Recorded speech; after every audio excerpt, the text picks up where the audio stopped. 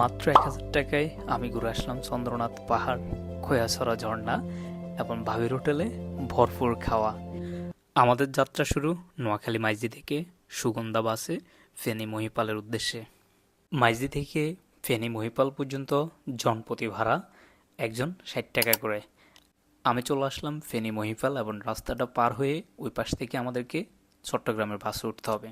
যেহেতু সকালবেলায় ভ্রমণ, তাই ফেনী মহিপালে আমাদের সকালবেলার নাস্তাটা সেরে ফেললাম। আমাদের জনপ্রতি নাস্তার খরচ পড়েছে মাত্র ৪৫ টাকা এবং সেখান থেকে আমরা সীতাকুণ্ডুর বাসে উঠে পড়লাম এবং বাসে আমাদের ভাড়া পড়লো ৬০ টাকা করে, যেটা আপনি অবশ্যই দামাদামি করে নেবেন। এই রাস্তাটি হচ্ছে ঢাকা চট্টগ্রাম হাইওয়ে এবং দুই পাশে অনেক সুন্দর রাস্তার সৌন্দর্য। সীতাকুণ্ডু বাজার নেমেই আমি চলে আসলাম সিএনজি স্ট্যান্ডে এবং পার পার্সন ২০ টাকা করে চন্দ্রনাথ পাহাড়ের উদ্দেশ্যে যাত্রা শুরু করলাম। এবং এখান থেকে আপনি অটো কিংবা সিএনজি চাইলে যে কোনো কিছু দিয়ে আপনি চন্দ্রনাথ পাহাড়ের নিচ পর্যন্ত আসতে পারবেন। যেহেতু আমরা পাহাড়ের উপরে উঠব, তো আমাদের প্রয়োজন হচ্ছে যে ভর করে ওঠার জন্য লাঠি। তো এখানে বাঁশের লাঠি পাওয়া যায়, যেটা ৪০ টাকা করে বিক্রি করে এবং আপনি যদি এটা পরবর্তীতে ফিরিয়ে দেন তাহলে আপনাকে ২০ টাকা ওরা ফিরিয়ে দেবে। এবং পাহাড়ের নিচে এই দোকানগুলোতে আপনি আপনার ভারী ব্যাগ এবং প্রয়োজনীয় জিনিসপত্র রেখে যেতে পারবেন। তার জন্য বিনিময়ে ওদেরকে ভাড়া দিতে হবে ২০ টাকা, ৩০ টাকা, যার থেকে যেমন নেয়। যাত্রা শুরু করলাম পাহাড়ের উদ্দেশ্যে এবং পুরোটা দিন একেবারে মেঘলা ছিল, বৃষ্টি হচ্ছিল।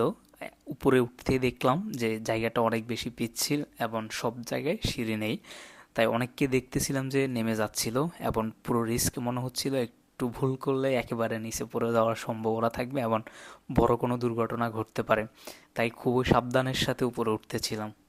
একটু উপর ওঠার পরে চোখে পড়লো ছোট একটি ঝর্ণা, যা উপর থেকে সুন্দর পানি পড়তেছে, তাই দাঁড়িয়ে একটু ছবি তুলে নিলাম। যত উপরে উঠতেছি তত এই জায়গাটা অনেক বেশি উঁচু হচ্ছে এবং ওঠাটা অনেক বেশি আরও কষ্টকর হচ্ছে।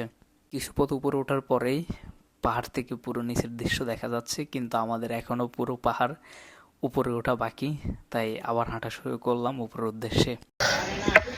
মেন্টালি হেলথ ঠিক করার জন্য পাহাড়ে, ফিজিক্যালি এখন দেখতেছি পুরো উইক হয়ে গেছে। এটা অসাধারণ ভিউ। যত উপরে উঠতেছি ততই পথটা অনেক বেশি খাড়া হচ্ছে। আসলে সৌন্দর্যটাকে উপভোগ করতে হলে একটু কষ্টই করতে হবে, কিন্তু এটি ভয়ঙ্কর কষ্টকর এবং অনেক বেশি রিস্ক মনে হচ্ছিল। যে আমরা পৌঁছে গেলাম চন্দ্রনাথ পাহাড়ের প্রথম যে দ্বিতীয় মন্দিরটি সেইখানে, এবং এখান থেকে আমাদেরকে আরও আধা ঘন্টা উপরে উঠতে হবে। করেই আবারও ঝুম বৃষ্টি নামলো এবং বসে বসে বৃষ্টি এবং মেঘ উপভোগ করতেছিলাম একটি দোকানে বসে। আমি যেন মেঘের ভিতরে ঢুকে গেলাম। চারদিকে মেঘ এবং মেঘ থেকে বৃষ্টি পড়ার প্রাকৃতিক সৌন্দর্যটা নিজ চোখে দেখতেছি। আপনি হতাশ হওয়ার কোনো কারণ নেই। পাহাড়ের প্রত্যেকটা স্তরে দোকান পাওয়া যায় এবং সেখানে খাবার পাওয়া যায়। যদি আমি আমার পছন্দের পেয়ারা মাখাটা পাইলাম, তাই আমি কোনো মতেই মিস করতে পারি নাই, লুপে নিলাম। আমার যাত্রা শুরু এবার একেবারে সর্বোচ্চ চূড়ায়। খুবই বৃষ্টি হচ্ছিল এবং জায়গাটা একেবারে পিচ্ছিল দেখাই যাচ্ছিল। একটু পা ফসকে গেলে একেবারে দুর্ঘটনা হওয়ার সম্ভাবনা থাকে, তাই খুবই সাবধানের সাথে আমি উঠতেছিলাম উপরে। একটু সামনে আগাতেই চোখে পড়লো দোলনা, তাই আর মিস করলাম না, উঠে পড়লাম। একটু মজা নিচ্ছিলাম, যদিও খুবই ভয়ঙ্কর, একবার পড়লে একেবারেই ১২০০ ফুট থেকে নিচে।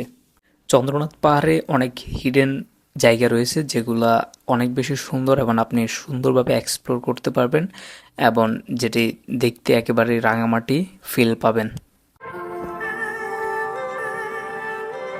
আমি এখন পাহাড়ের একেবারে সর্বোচ্চ উঁচাই, যেখান থেকে পুরো চারপাশে একেবারে দেখা যাচ্ছে, যদিও এদিন বৃষ্টি এবং মেঘ থাকার কারণে অনেক দূর পর্যন্ত ক্লিয়ারলি দেখা যাচ্ছে না। ১২০০ ফিট উপরে হেঁটে ওঠার পরে এমন দৃশ্য আসলে খুবই ভালো লাগতেছিল এবং মনে হচ্ছিল যে আমি শূন্যে ভাসতেছিলাম। এটা আসলে অসম্ভব সুন্দর ছিল। পাহাড়ের একেবারে সর্বোচ্চ চূড়ায় থেকে পাহাড়ের এমন দৃশ্য আসলে যে কাউকে একেবারে মুগ্ধ করে দেবে। ১ থেকে ১.৫ ঘন্টা পাহাড় ট্রেকিংয়ের পর এমন দৃশ্য আসলে পাহাড় থেকে নামতে ইচ্ছে হচ্ছিল না। অনেক বেশি সুন্দর এবং অনেক বেশি মুগ্ধ। পাহাড়ের উপর সিএনজি দেখে একেবারে অবাক হইলাম। পরে জানতে পারলাম ইকো পার্কের ভিতর দিয়ে পাহাড়ের উপর সিএনজি দিয়ে ওঠা যায়, যা ২,০০০ থেকে ৪,০০০ টাকা ভাড়া। আমাদেরকে এখান থেকে খৈয়াছড়া যাইতে হবে, তাই তাড়াতাড়ি নামতে শুরু করলাম এবং বৃষ্টিও শুরু হলো এবং পাহাড় থেকে একেবারে পানির স্রোত নিচের দিকে নামা শুরু করেছে, তাই খুবই ভয়ঙ্কর এবং রিস্ক। তারপর সাবধানের সাথে আমরা নামতেছিলাম। পানির স্রোত দেখেই বোঝা যাচ্ছে কতটা ভয়ঙ্কর এবং কতটা রিস্ক ছিল। প্রতিটি মুহূর্তই খুবই সাবধানের সাথে নামতেছিলাম এবং যতই নিচে নামতেছি ততই পানির স্রোত অনেক বেশি বাড়তেছিল এবং চারদিকে বৃষ্টিও হচ্ছিল অনেক বেশি, তাই অপেক্ষা না করে নিচের দিকে নামতে শুরু করলাম। এই চাচা ভয়ে বসে পড়লো, তো আমি ওনাকে বললাম চলেন নামা শুরু করেন সাবধানের সাথে। তখন উনি নামতে শুরু করলো। আসলে পানির এত বেশি স্রোত ছিল, একটু পা পিছলে পড়লেই অনেক বড় দুর্ঘটনা ঘটার সম্ভাবনা থাকে। প্রতিটি স্টেপ একেবারে সাবধান এবং সচেতনভাবে পা ফেলতেছিলাম, কেননা পানির স্রোতের জন্য দাঁড়ানোই যাচ্ছিল না। ইন্ডিয়ান অনেক মুভিতে এমন ধরনের দৃশ্য দেখা যায়, দুই পাশে পাথর, মাঝখান দিয়ে নামার সুড়ঙ্গ। সেম একটা ফিল পাচ্ছিলাম, যে মনে হচ্ছিল কোনো মুভির কোনো দৃশ্যতে আমি আছি। চন্দ্রনাথ পাহাড় থেকে আমরা সরাসরি খৈয়াছড়ার উদ্দেশ্যে চলে আসলাম এবং পাহাড় থেকে আমাদের খরচ হয়েছিল পার পার্সন 100 টাকা করে। এবং খৈয়াছড়া ঝর্ণাতে এত পরিমাণে পানির ঢল পাহাড় থেকে নামছিল, তাই খুবই ভয়ঙ্কর এবং রিস্ক ছিল, যেখানে কেউ ওই দিন ভ্রমণ করে নাই। আমরা কয়েকজন অনেক বেশি রিস্ক নিয়ে আমরা গেছিলাম এবং পানির স্রোতের কারণে আমাদের খাল পেরোতে অনেক বেশি কষ্ট হচ্ছিল। খৈয়াছড়া ঝর্ণা মূলত মেন রোড থেকে প্রায় আধা ঘন্টা 1 ঘন্টার মতো জঙ্গলের ভিতর দিয়ে হাঁটা লাগে অনেকগুলো।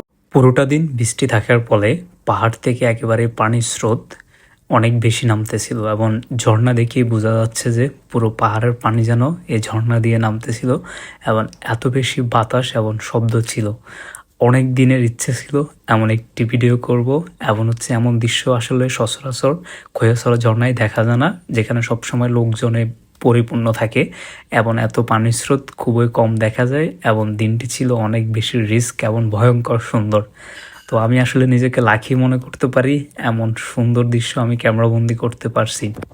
বিকেল হয়ে যাচ্ছিল, একেবারে সন্ধ্যার আগ পর্যন্ত সেখানেই ছিলাম, তাই বেশিক্ষণ অপেক্ষা না করে পানির স্রোতও বাড়তেছিল। আমাদের নেক্সট গন্তব্য ছিল ভাবির হোটেল সীতাকুণ্ড। আমরা সেখানে চলে গেলাম 100 টাকা পার পার্সন। সীতাকুণ্ডুর মধ্যে জনপ্রিয় একটি হোটেল হচ্ছে এই ভাবির হোটেল।